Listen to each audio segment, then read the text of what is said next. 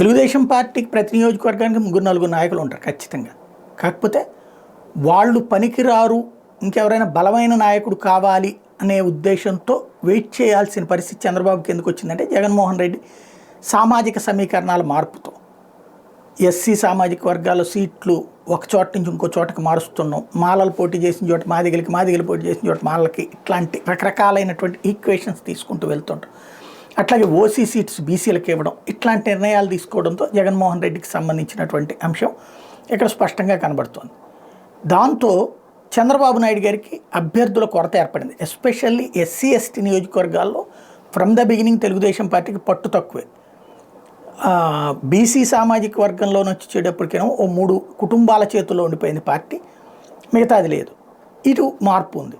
అయితే ఇక్కడే అసలు లాజిక్ ఏంటంటే, ప్రధానమైనటువంటిది ఎస్సీ ఎస్టీ నియోజకవర్గాల్లో జగన్మోహన్ రెడ్డి గారు సీట్లు మార్చడం వల్ల ఇప్పుడు తెలుగుదేశం పార్టీకి మంచి గిఫ్ట్ ఇచ్చినట్టయింది.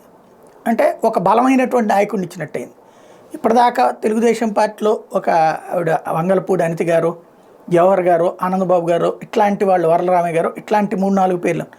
ఇప్పుడు సిట్టింగ్ ఎమ్మెల్యేలు అంటే వైసీపీ 2014లో 19లో కూడా ఎస్సీ నియోజకవర్గాలు అదే గెలుస్తూ వచ్చి, తెలుగుదేశం పార్టీ 1-2 గెలిచినట్టుంది అంతే. అదే ఇప్పుడు వచ్చేటప్పటికి చాలా నియోజకవర్గాల్లో బలమైనటువంటి అంటే సిట్టింగ్ ఎమ్మెల్యేలే తెలుగుదేశం పార్టీ నుంచి తెలుగుదేశం పార్టీలోకి చేస్తున్నారు. వైసీపీ ఎందుకు టికెట్ రాకపోవడం. ఇప్పుడు ఫర్ ఎగ్జాంపుల్ తాజాగా సత్యవేడు నియోజకవర్గానికి సంబంధించిన ఆదిమూలంని తిరుపతి ఎంపీగా మారుస్తా జగన్ నిర్ణయం తీసుకున్నారు. ఆయన మొదట ఓకే చెప్పారు, అక్కడ తిరుపతి ఎంపీ గురుమూర్తిని సత్యవేడికి వేశారు. దానికి ఆదిమూలం నిన్న తీవ్ర స్థాయిలో ఆరోపణలు చేశారు. మొన్నటిదాకా వారం రోజుల నుంచి సైలెంట్గానే ఉన్నారు. ఇప్పుడు తను వాళ్ళ అబ్బాయి కలిసేసి, అంటే మొన్నటిదాకా వాళ్ళ అబ్బాయి అయితే జగన్మోహన్ రెడ్డి గారు మాకు ప్రమోషన్ ఇచ్చారు ఇదంతా చెప్పుకొచ్చారు. నిన్న నేను వెళ్ళి జగన్ అడిగితే రెడ్డికి రోజాకి ఇవ్వగలవు, వాళ్ళకి ఇవ్వగలవు, వీళ్ళకి ఇవ్వగలవు అడిగితే సమాధానం చెప్పలేదు, దళితులకు అన్యాయం జరుగుతుందంటూ మాట్లాడారు. ఆయనకి అక్కడ సచివేడులో సరైన క్యాండిడేట్ తెలుగుదేశానికి చాలా కాలం నుంచి లేరు, ఇప్పుడు దొరికినట్టున్నారు.